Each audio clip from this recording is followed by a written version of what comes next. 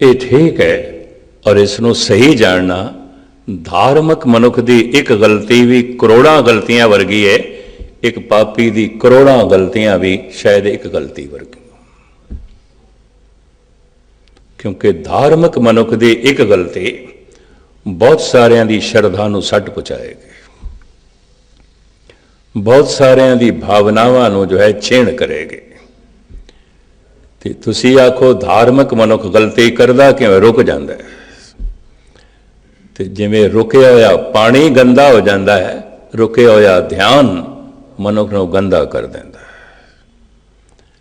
मैं इस पेशे दे च आम साधारण मनुख भी कई दफ़ा ऐसा अनर्थ नहीं करते जो मैं कई दफ़ा देख लेना गुणी ज्ञानी कर लेंदे ने, हैरान हो जाना।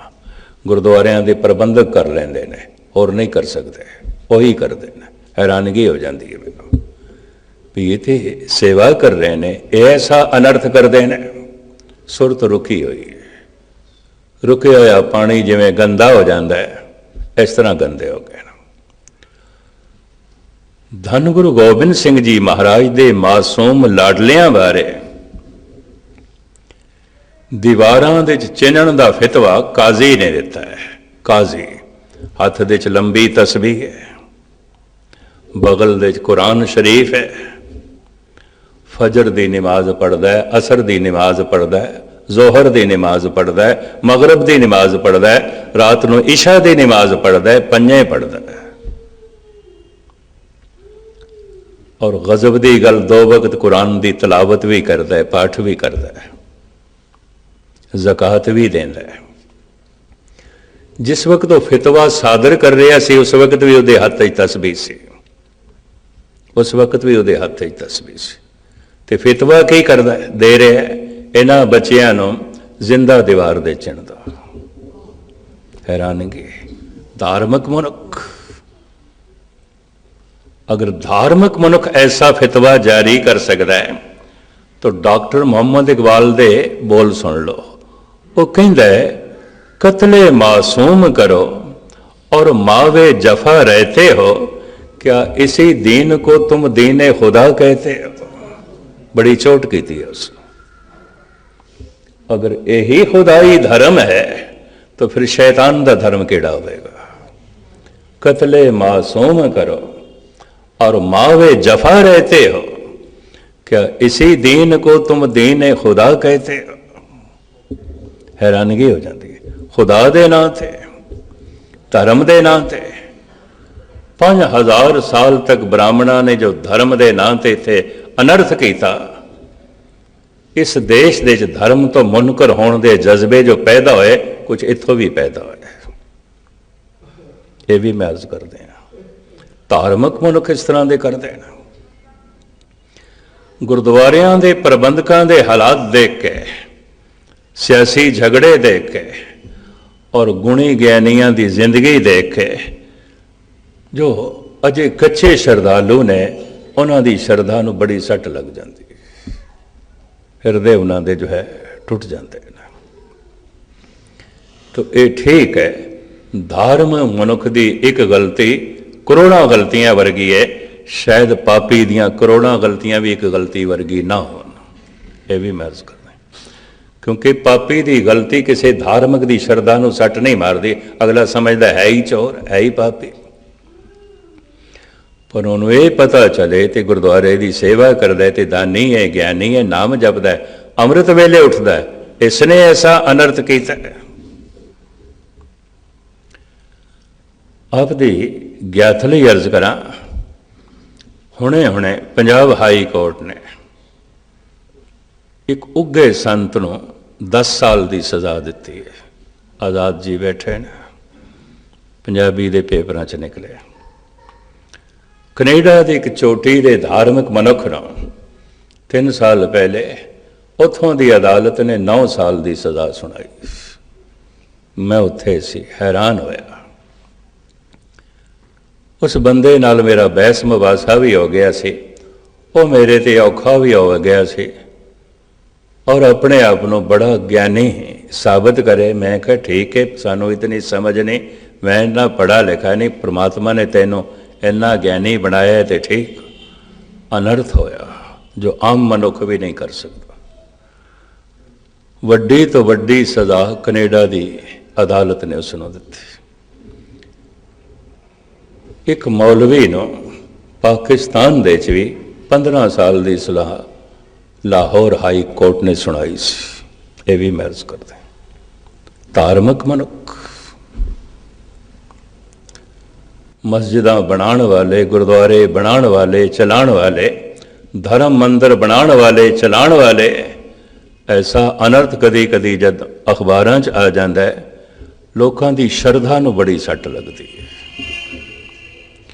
ਇਹ ਕਿਹੜੇ ਧਾਰਮਿਕ ਮਨੁੱਖ ਐਸਾ ਅਨਰਥ ਕਰਦੇ ਨੇ ਜੋ ਪਹਿਲੀ ਲਾਂ ਤੇ ਰੁਕ ਗਏ, ਅੱਗੋਂ ਚੱਲਣ ਦੀ ਹਿੰਮਤ ਹੀ ਨਾ ਹੋਈ, ਜੋ ਪਹਿਲੇ ਪੜਾਅ ਤੇ ਹੀ ਰੁਕ ਗਏ। ਕਰਮ ਕਾਂਡ, ਸਰੀਰ ਤੇ ਕੁਝ ਕਰਦਾ ਰਿਹਾ, ਧਿਆਨ ਤੇ ਚਲਿਆ ਨੇ। ਅਗਰ ਧਿਆਨ ਚੱਲਦਾ ਤਾਂ ਗਿਆਨ ਨੇ ਜਨਮ ਲੈਣਾ ਸੀ। ਮੈਂ ਫਿਰ ਅਰਜ਼ ਕਰਾਂ, ਧਿਆਨ ਜਿਤਨਾ ਗਹਿਰਾ ਜਾਏਗਾ ਗਿਆਨ ਉਤਨਾ ਉੱਪਰ ਉਠੇਗਾ, ਔਰ ਉੱਚਾ ਗਿਆਨ ਮਨੁੱਖ ਦੀ ਜ਼ਿੰਦਗੀ ਨੂੰ ਉੱਚਾ ਕਰ ਦੇਗਾ, ਮਹਾਨ ਬਣਾ ਦੇਗਾ। ਕਿਸੇ ਵੀ ਗਿਆਨ ਦੀ ਉਚਾਈ ਨੂੰ ਤੇ ਜੀਵਨ ਦੀ ਉੱਚਤਾ ਨੂੰ ਇਸ ਢੰਗ ਨਾਲ ਨਾਪਣਾ ਪਏਗਾ। ਇਹਦਾ ਧਿਆਨ ਬੜਾ ਗਹਿਰਾ ਹੈ, ਧਿਆਨ ਬੜਾ ਗਹਿਰਾ ਹੈ। ਤੋ ਧਿਆਨ ਚੱਲ ਪਿਆ, ਕੀ ਹੋਵੇਗਾ? ਸਰੀਰ ਪ੍ਰਵਿਰਤ ਹੋ ਗਿਆ ਕਰਮਾਂ ਵਿੱਚ। ਗੁਰੂ ਰਾਮਦਾਸ ਜੀ ਮਹਾਰਾਜ ਕਹਿੰਦੇ ਨੇ ਇਹ ਪਹਿਚਾਣ ਹੈ। ਉਸ ਪਹਿਚਾਣ ਦੀ ਸਾਰੀ ਰੂਪ ਰੇਖਾ ਜੋ ਧੰਨ ਗੁਰੂ ਰਾਮਦਾਸ ਜੀ ਮਹਾਰਾਜ ਨੇ ਬਿਆਨ ਕੀਤੀ ਹੈ, ਉਹ ਆਪ ਸਰਵਨ ਕਰ ਲਓ। ਹਰ ਪਹਿਲੜੀ ਲਾਉ ਪ੍ਰਵਿਰਤੀ, ਕਰਮ ਦ੍ਰਿੜਾਇਆ ਬਲਰਾਮ ਜੀਓ। ਕਰਮ ਦੇ 'ਚ ਦ੍ਰਿੜਤਾ ਐਸਾ ਨਹੀਂ, ਗੁਰਦੁਆਰੇ ਇੱਕ ਦਿਨ ਆਇਆ ਤੇ ਮਹੀਨਾ ਆਉਂਦਾ ਹੀ ਨਹੀਂ। ਨਿਤਨੇਮ ਇੱਕ ਦਿਨ ਕੀਤਾ ਤੇ ਮਹੀਨਾ ਕਰਦਾ ਹੀ ਨਹੀਂ। ਇੱਕ ਦਿਨ ਅੰਮ੍ਰਿਤ ਵੇਲੇ ਉੱਠਿਆ ਤੇ 10 ਦਿਨ ਉੱਠਦਾ ਹੀ ਨਹੀਂ। ਕਰਮ ਦੇ 'ਚ ਦ੍ਰਿੜਤਾ ਨਹੀਂ ਹੈ। ਇਹ ਪਹਿਲੀ ਲਾਂ ਤੇ ਵੀ ਨਹੀਂ ਹੈ, ਇਹ ਪਹਿਲੇ ਪੜਾਅ ਤੇ ਵੀ ਨਹੀਂ ਹੈ। ਇਹਦੇ ਜੀ ਪਹਿਲੀ ਲਾਂਵ ਨਹੀਂ ਹੋਈ, ਕਿਉਂਕਿ ਮਹਾਰਾਜ ਇੱਥੇ ਕਹਿ ਰਹੇ ਨੇ ਕਰਮ ਦੇ 'ਚ ਦ੍ਰਿੜਤਾ ਹੈ, ਦ੍ਰਿੜਤਾ ਦੇ ਨਾਲ ਕਰਨਾ। ਜਿਵੇਂ ਨਿਯਮ ਪੂਰਵਕ ਦੁਕਾਨ ਖੋਲ੍ਹਣੀ ਹੈ, ਨਿਯਮ ਪੂਰਵਕ ਆਫਿਸ ਦੇ ਜਾਣਾ ਹੈ, ਸਾਰੇ ਕਰਮ ਕਰਨੇ ਨੇ, ਔਰ ਉਹ ਸਾਰੇ ਕਰਮ ਦ੍ਰਿੜਤਾ ਨਾਲ ਨੇ। ਇਸੇ ਤਰੀਕੇ ਨਾਲ ਧਾਰਮਿਕ ਕਰਮ ਦੇ 'ਚ ਉਸਦੀ ਦ੍ਰਿੜਤਾ ਆ ਜਾਂਦੀ, ਕਰਨਾ ਹੀ ਕਰਨਾ, ਹਰ ਹਾਲਤ ਵਿੱਚ ਕਰਨਾ। ਅਗਰ ਐਸੀ ਧਾਰਮਿਕ ਕਰਮ ਦੇ 'ਚ ਕਿਸੇ ਦੀ ਦ੍ਰਿੜਤਾ ਹੈ ਤਾਂ ਸਮਝ ਲੈਣਾ ਪਹਿਲੀ ਲਾਂਵ ਹੋ ਗਈ, ਇਹ ਪਹਿਲੇ ਪੜਾਅ ਤੇ ਆ ਗਿਆ। ਉਸ ਪਹਿਲੇ ਪੜਾਅ ਦੀ ਫਿਰ ਸਤਿਗੁਰ ਵਿਆਖਿਆ ਅੱਗੇ ਕਰਦੇ ਨੇ। ਬਾਣੀ ਬ੍ਰਹਮਾ ਵੇਦ ਧਰਮ ਦ੍ਰਿੜੋ, ਪਾਪ ਤਜਾਇਆ ਬਲਰਾਮ ਜੀਓ। ਗੁਰਬਾਣੀ ਦੀ ਵਿਆਖਿਆ ਗੁਰਬਾਣੀ ਕਰਦੀ ਏ, ਸਭ ਨਾਦ ਵੇਦ ਗੁਰਬਾਣੀ, ਮਨ ਰਾਤਾ ਸਾਰੰਗ ਪਾਣੀ। ਵੇਦ ਦੇ ਅਰਥ ਕਰਨਾ ਪਏਗਾ ਗਿਆਨ। ਕਿਹਦਾ ਗਿਆਨ? ਬ੍ਰਹਮ ਦਾ ਗਿਆਨ, ਬ੍ਰਹਮੇ ਦਾ ਗਿਆਨ। ਜੋ ਬ੍ਰਹਮ ਦਾ ਗਿਆਨ ਹੈ, ਵੇਦ ਹੈ, ਉਹਦਾ ਜੋ ਗਿਆਨ ਹੈ, ਇਹਦੇ 'ਚ ਵੀ ਉਸਦੀ ਦ੍ਰਿੜਤਾ ਆ ਗਈ ਹੈ। ਬਾਣੀ ਦੀ ਭਾਵੇਂ ਸਮਝ ਨਹੀਂ, ਪਰ ਦ੍ਰਿੜਤਾ ਨਾਲ ਪਾਠ ਕਰਦਾ ਹੈ। ਕੁਰਾਨ ਦੀ ਭਾਵੇਂ ਸਮਝ ਨਹੀਂ, ਪਰ ਦ੍ਰਿੜਤਾ ਨਾਲ ਤਲਾਵਤ ਕਰਦਾ ਹੈ। ਵੇਦਾਂ ਦੀ ਭਾਵੇਂ ਸਮਝ ਨਹੀਂ, ਪਰ 2 ਵਕਤ ਪਾਠ ਕਰਦਾ ਹੈ। ਇਹਨੂੰ ਕਹਿੰਦੇ ਨੇ ਸਰੀਰਕ ਕਰਮ, ਦ੍ਰਿੜਤਾ ਨਾਲ ਕਰਦਾ ਹੈ। ਬਾਣੀ ਪੜ੍ਹਨੀ ਹੀ ਪੜ੍ਹਨੀ ਹੈ, ਨਿਤਨੇਮ ਕਰਨਾ ਹੀ ਕਰਨਾ ਹੈ। ਪਤਾ ਨਹੀਂ ਸਾਡੇ ਵਿੱਚ ਬੜੀ ਰਾਏ ਦੇਣ ਵਾਲੇ ਇਸ ਤਰ੍ਹਾਂ ਦੇ ਪੁਰਸ਼ ਪੈਦਾ ਹੋ ਜਾਂਦੇ ਨੇ। 5-7 ਸ਼ਹਿਰਾਂ 'ਚ ਮੈਂ ਦੇਖ ਕੇ ਹੈਰਾਨ ਹੋਇਆ। ਕਹਿੰਦੇ ਨੇ ਜੀ ਅੱਧਾ ਘੰਟਾ ਵਾਹਿਗੁਰੂ ਮੰਤਰ ਦਾ ਜਪ ਕਰੋ, ਬਾਣੀ ਪੜ੍ਹਨ ਦੀ ਕੀ ਲੋੜ ਹੈ? ਕੋਈ ਲੋੜ ਨਹੀਂ, ਰੋਜ਼-ਰੋਜ਼ ਰਿਪੀਟ ਕਰਨ ਦੀ ਕੋਈ ਲੋੜ। ਹੁਣ ਕੌਣ ਦੱਸੇ? ਗੁਰਮੁਖ ਬਾਣੀ ਨਾਮ ਹੈ, ਨਾਮ ਹਿਰਦੇ ਵਸਾਈ। ਬਾਣੀ ਨਾਮ ਜਪਣਾ ਹੈ, ਬਾਣੀ ਦਾ ਜਪਣਾ ਨਾਮ ਦਾ ਜਪਣਾ ਹੈ। ਐਵੇਂ ਭਰਮ ਭੁਲੇਖਾ ਹੈ ਕਈਆਂ ਨੂੰ। ਬਾਣੀ ਜਪਣ ਵਾਸਤੇ ਸ਼ਬਦ ਵਿੱਚ, ਧੁਨ ਵਿੱਚ ਧਿਆਨ ਚਾਹੀਦਾ ਹੈ। ਸ਼ਬਦ ਕੀ ਆਵਾਜ਼, ਧੁਨ, ਤੇ ਉਹਦੇ 'ਚ ਜਿਹੜਾ ਧਿਆਨ ਜੋੜਨਾ ਹੈ, ਇਹੀ ਸੁਰਤ ਹੈ। ਸ਼ਬਦ ਸੁਰਤ ਦਾ ਮੇਲ। ਪਰ ਸ਼ਬਦ ਸੁਰਤ ਦਾ ਮੇਲ ਤਾਂ ਹੋ ਸਕਦਾ ਹੈ ਸ਼ਬਦ ਕੰਠ ਹੋਵੇ। ਇਸ ਵਾਸਤੇ ਮੈਂ ਅਰਜ਼ ਕਰਦਾ ਹੁੰਦਾ, ਇੱਕ ਹੁੰਦਾ ਹੈ ਬਾਣੀ ਪੜ੍ਹਨਾ, ਇੱਕ ਹੁੰਦਾ ਹੈ ਬਾਣੀ ਜਪਣਾ। ਪੜ੍ਹਨ ਲੱਗਿਆਂ ਧਿਆਨ ਬਾਹਰ ਕਰਨਾ ਪਏਗਾ, ਅਕਸ਼ਰਾਂ ਤੇ ਰੱਖਣਾ ਪਏਗਾ। ਜਪਣ ਲੱਗਿਆਂ ਅੱਖਾਂ ਮੀਟਣੀਆਂ ਪੈਣਗੀਆਂ, ਧਿਆਨ ਅੰਦਰ ਲੈ ਜਾਣਾ ਪਏਗਾ, ਦੋਨੋਂ ਨੂੰ ਸੁਣਨਾ ਪਏਗਾ। ਪੜ੍ਹਨ ਲੱਗਿਆਂ ਅੱਖਾਂ ਖੋਲ੍ਹਣੀਆਂ ਪੈਣਗੀਆਂ ਗੁਟਕੇ 'ਤੇ, ਜਪਣ ਲੱਗਿਆਂ ਅੱਖਾਂ ਬੰਦ ਕਰਨੀਆਂ ਪੈਣਗੀਆਂ। ਤੇ ਜੇ ਬਾਣੀ ਜਪਣੀ ਹੈ ਤੇ ਅੱਖਾਂ ਬੰਦ ਕਰਨੀਆਂ ਤਾਂ ਬਾਣੀ ਕੰਠ ਹੋਵੇ ਤਾਂ ਹੀ ਹੋਵੇਗਾ ਨਾ, ਉਂਝ ਤੇ ਨਹੀਂ ਨਾ ਹੋ ਸਕਦਾ। ਤਾਂ ਕੋਈ ਆਖੇ ਮੈਂ ਪੜ੍ਹਾ ਲਿਖਾ ਹੀ ਨਹੀਂ ਜਾਂ ਪੜ੍ਹਾ ਲਿਖਾ ਤੇ ਮੈਨੂੰ ਬਾਣੀ ਕੰਠ ਨਹੀਂ, ਮੈਂ ਕਿਵੇਂ ਜਪਾਂ? ਉਹਨਾਂ ਸਾਰੇ ਮਨੁੱਖਾਂ ਲਈ ਅਵਤਾਰਾਂ ਨੇ ਸਹੂਲਤ ਪੈਦਾ ਕੀਤੀ ਹੋਈ, ਇੱਕ ਅੱਖਰ ਦਾ ਜਪ ਕਰੋ। ਸਾਡੇ ਵਿੱਚ ਵਾਹਿਗੁਰੂ ਹੈ, ਇਹ ਤੇ ਕੰਠ ਹੋ ਸਕਦਾ ਹੈ, ਜਪੋ ਰਾਮ ਓਮ ਅੱਲਾਹੂ, ਇਹ ਜਪੋ।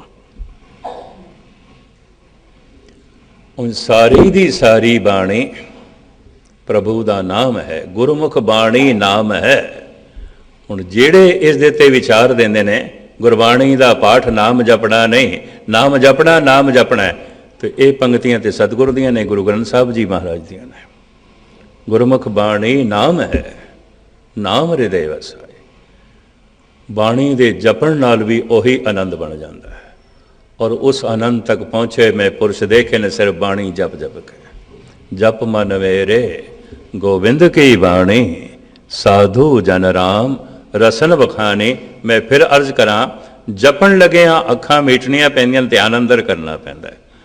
ਪੜ੍ਹਨ ਲੱਗੇ ਅੱਖਾਂ ਖੋਲ੍ਹਣੀਆਂ ਪੈਂਦੀਆਂ, ਧਿਆਨ ਬਾਹਰ ਕਰਨਾ ਪੈਂਦਾ ਹੈ। ਤੇ ਸਾਰੀ ਜ਼ਿੰਦਗੀ ਵੀ ਪੜ੍ਹਦੇ ਰਹੀਏ, ਜ਼ਿੰਦਗੀ ਬਦਲਦੀ ਨਹੀਂ। ਪੜ੍ਹੀਏ ਜੇਤੇ ਬਰਸ ਬਰਸ, ਪੜ੍ਹੀਏ ਜੇਤੇ ਮਾਸ, ਪੜ੍ਹੀਏ ਜੇਤੀ ਆਰਜਾ, ਪੜ੍ਹੀਏ ਜੇਤੇ ਸਵਾਸ। ਨਾਨਕ ਲੇਖੇ ਇੱਕ ਗੱਲ ਹੋਰ ਹਉ ਮੈਂ ਜਕਣਾ ਜਾ।